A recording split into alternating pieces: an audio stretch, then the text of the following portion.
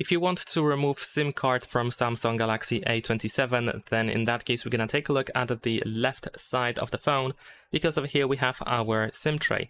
Of course, there is also the SIM tray hole over here, and we need to use the eject tool that you can, for example, find inside the box, and we need to put it into this SIM tray hole. Just like that, it should go a little bit in, and once it is in, you want to apply a bit of pressure to push it into the phone, just like that, and then once the SIM tray slightly pops out, you can use your fingernails or fingers in order to completely remove the SIM tray from the phone. Of course, you want to be careful. In my case, my SIM card immediately popped out. These SIM card slots are quite loose, but if it didn't, you can just poke it from the other side just to pop it out. You can do the same thing with the SIM number too, in case you have one. And once you remove everything, you can just put the SIM tray back into the phone, straight in, and make sure that the SIM tray does not stick out. Leave a like and subscribe.